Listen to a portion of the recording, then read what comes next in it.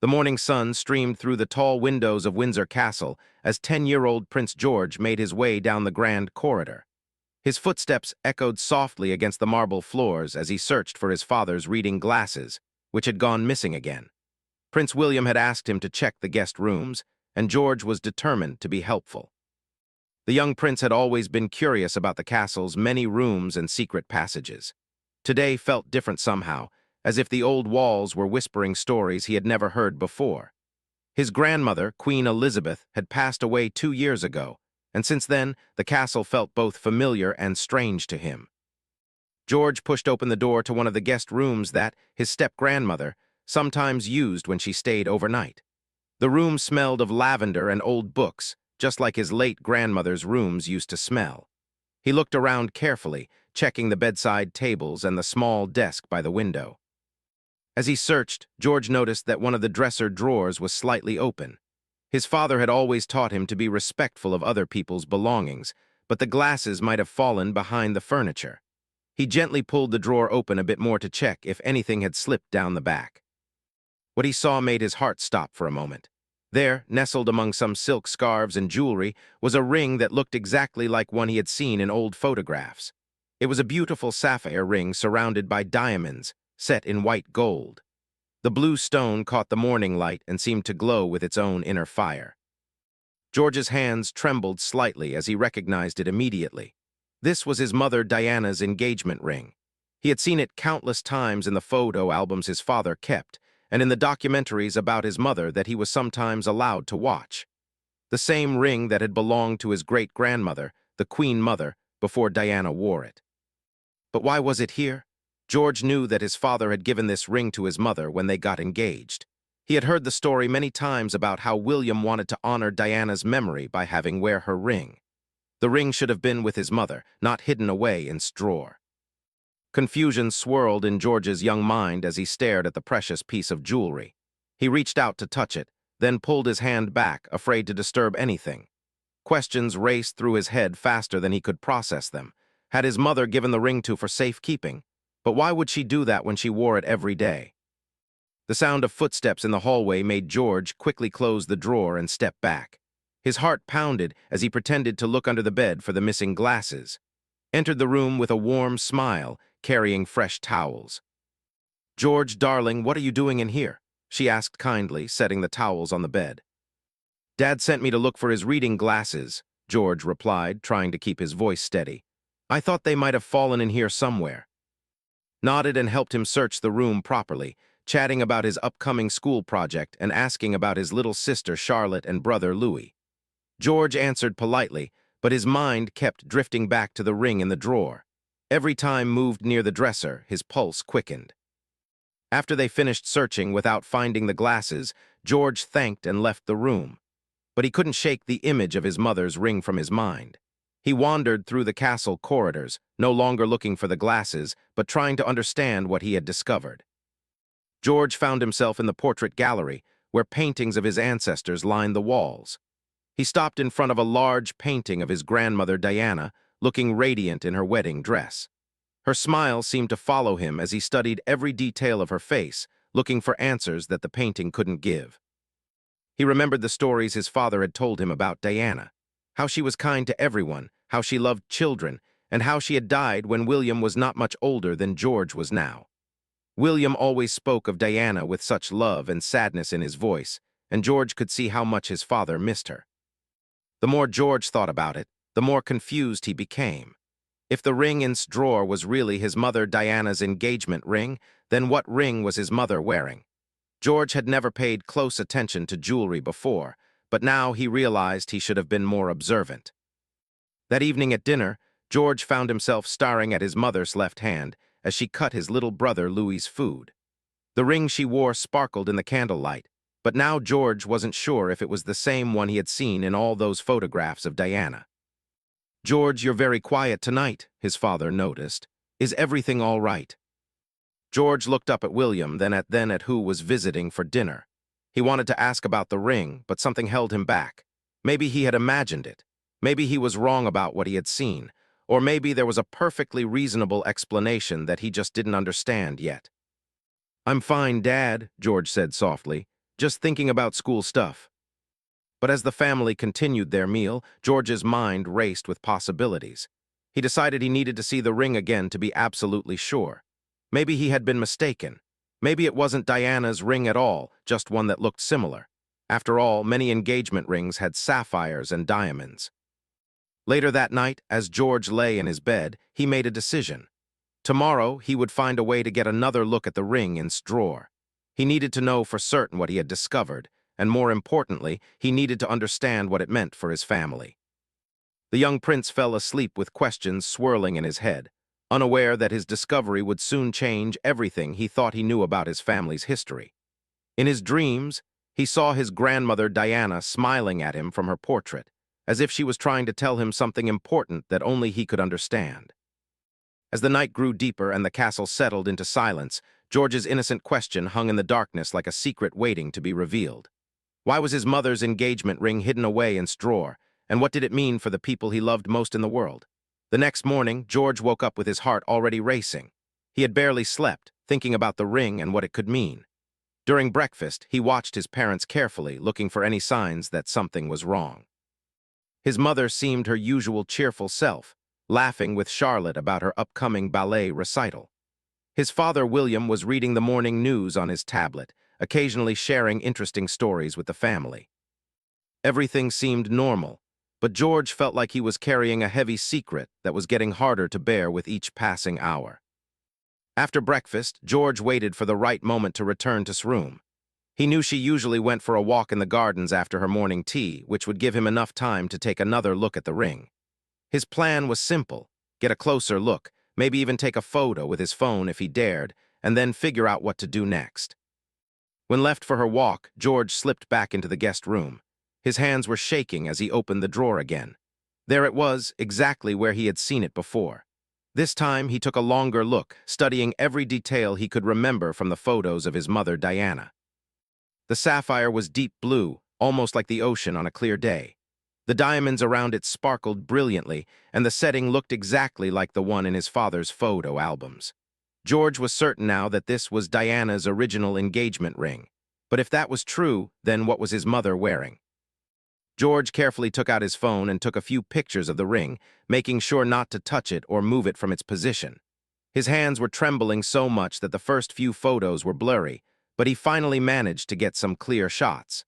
He quickly put his phone away and closed the drawer, his heart pounding like a drum. As he left the room, George bumped into Mrs. Henderson, one of the castle's housekeepers who had worked there for over 30 years. She had known Diana personally and had always been kind to George, often sharing gentle stories about his grandmother when no one else was around. "Young Master George," she said with a warm smile, "you look troubled, dear. Is there something on your mind?" George hesitated. Mrs. Henderson had always been trustworthy, and she knew more about the royal family's history than almost anyone. Maybe she could help him understand what he had discovered without him having to reveal too much. "Mrs. Henderson," George said carefully, "can I ask you something about my grandmother Diana?" "Of course, dear. What would you like to know?" "Her engagement ring," George began slowly. "The blue one with diamonds. What happened to it after she died?" Mrs. Henderson's expression grew thoughtful. "Well, that ring has quite a history, young prince. It originally belonged to your great-great-grandmother, the Queen Mother. When your father proposed to Diana, she chose it from a selection of rings. After Diana passed away, your grandfather kept all her jewelry safely stored." "And then Dad gave it to Mum when they got engaged, right?" George asked, watching Mrs. Henderson's face carefully.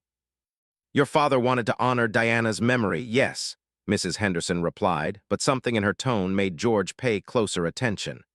"Though, my dear, the ways of royal jewelry can be quite complicated. There are often multiple versions of important pieces. For security reasons, you understand." George felt his stomach drop. "Multiple versions." "Oh, yes," Mrs. Henderson continued, lowering her voice. "Many of the crown jewels and important family pieces have exact replicas made. It's a safety measure that's been used for centuries. The original might be kept in a secure vault while a replica is worn for public appearances." This revelation hit George like a thunderbolt. Could it be that his mother was wearing a replica while the original ring was? But why would it be in his room instead of a secure vault? "Mrs. Henderson," George said carefully. If there was an original and a replica, how would someone tell the difference? The elderly housekeeper studied George's face with the wisdom of someone who had seen many royal family secrets over the years. The original would have very specific markings inside the band, dear, and the weight would be different. But George, why are you asking about all this? Before George could answer, they heard returning from her walk, her voice echoing down the hallway as she spoke with someone on her phone. Mrs. Henderson gave George a gentle pat on the shoulder. Sometimes, young prince, it's better to ask direct questions to the right people rather than wondering alone, she said kindly before walking away. George spent the rest of the morning in his room, staring at the photos he had taken of the ring. Mrs. Henderson's words echoed in his mind. Maybe there was an innocent explanation. Maybe was keeping the original safe while wore a replica. But if that was the case, why hadn't anyone told him? And why did it feel like such a secret? During lunch, George found himself studying his mother's ring more carefully than ever before. Now that he was really looking, he could see that it was beautiful, but something about it seemed different from the ring in the photographs. The blue seemed a little less deep, the sparkle a little less brilliant. Or maybe he was just imagining things because he wanted to see a difference. "Mum," George said suddenly, causing to look up from her salad. "Yes, sweetheart. Your ring is really pretty. It was Grandma Diana's, wasn't it?" Smiled warmly and held up her hand to show the ring better. "Yes, it was. Your father wanted me to wear it so that Diana would always be part of our family. It means the world to me." "Have you ever worried about losing it? Like, is it ever kept somewhere safe?" William looked up from his meal with interest. "Why do you ask, George?" George felt his cheeks getting warm. I saw a documentary about royal jewels, and they said that sometimes important pieces have copies made for safety." "That's very observant of you," William said proudly. "You're right that many important pieces do have replicas. But this ring," he gestured to his hand, "is very special to our family. We're very careful with it." George nodded, but he noticed that his father hadn't actually answered whether the ring wore was the original or a copy. The conversation moved on to other topics, but George's mind kept racing.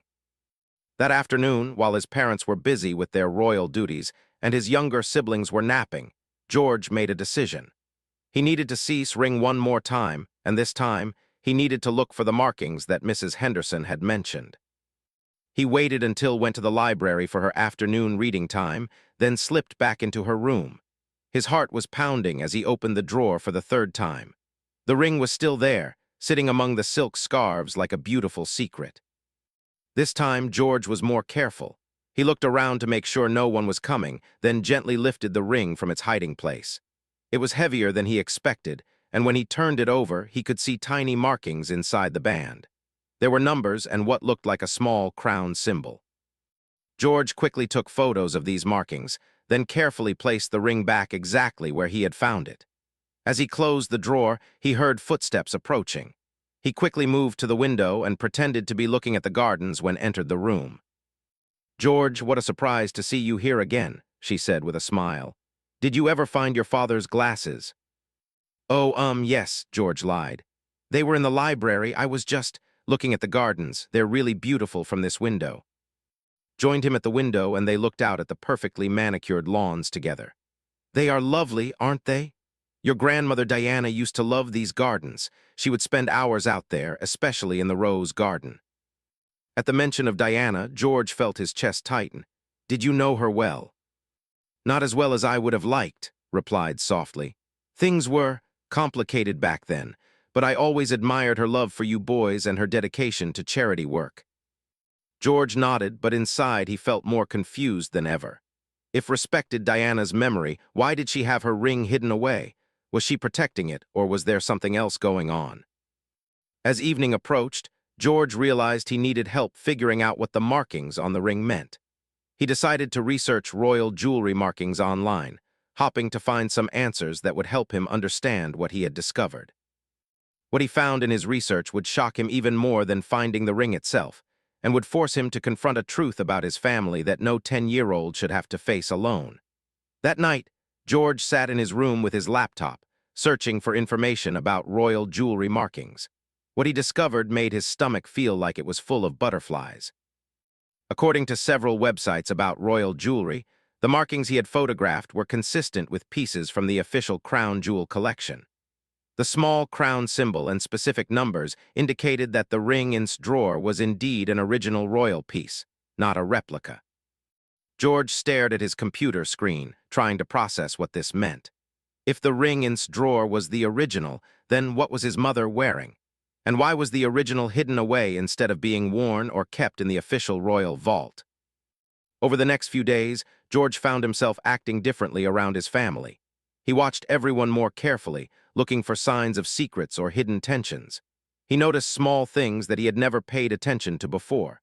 Sometimes his father would have quiet conversations that stopped when children entered the room. His mother would occasionally touch her ring and get a distant look in her eyes. The young prince also began paying more attention to his mother's ring during family dinners and public appearances. The more he observed it, the more convinced he became that it wasn't the same ring he had seen in the old photographs of Diana. The color seemed different, and it didn't have the same brilliant sparkle that the ring in its drawer possessed. One evening, while the family was having dinner, George's younger sister Charlotte made an innocent comment that changed everything. "Mummy, why do you have two pretty blue rings?" Charlotte asked, pointing its hand. Everyone at the table froze for a moment. William exchanged a quick glance that George didn't miss. "What do you mean, sweetheart?" asked, her voice carefully controlled. "I saw the other one when you were getting dressed yesterday. The really sparkly one in your jewelry box. It's much prettier than the one you always wear." George felt his heart stop. There was another ring. His mind raced as he tried to understand what Charlotte had seen.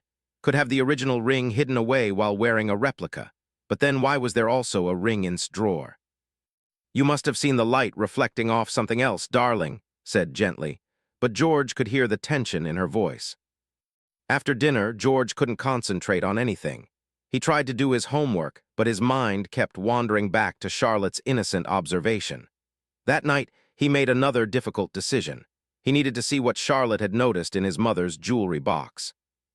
The next morning, while was having her weekly meeting with her private secretary, and William was in London for royal duties, George waited for the right moment. He knew his mother's daily schedule well, and he calculated that he would have about 20 minutes while she was busy and the younger children were with their nanny. George felt terrible about invading his mother's privacy, but he needed to understand what was happening in his family. He quietly entered his parents' bedroom and approached its antique jewelry box.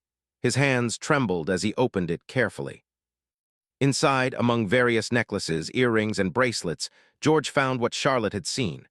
Another sapphire and diamond ring, but this one was different from both the ring wore daily and the ring he had found in its drawer. This ring was smaller, with a lighter blue sapphire, and the setting was more modern. George stared at the three rings he now knew about, trying to make sense of why his family would have three similar rings. He took careful photos of this third ring, making sure to capture any markings or details that might be important. As he was closing the jewelry box, George heard footsteps in the hallway. He quickly put everything back in place and moved to the window, pretending to look outside. Entered the room with a gentle smile. "George, what are you doing in here, sweetheart?" "I was looking for you, Mum. Nanny Mary said you were upstairs," George replied, hoping his voice sounded normal. Studied his face for a moment. "Is everything all right? You've seemed worried about something lately." This was George's chance. His mother was kind and understanding, and maybe she could explain everything in a way that would make sense. He took a deep breath and made a decision that would change everything. "Mum, can I ask you something important?" "Of course, darling, you can ask me anything." "It's about your ring, Diana's ring." George watched his mother's face carefully.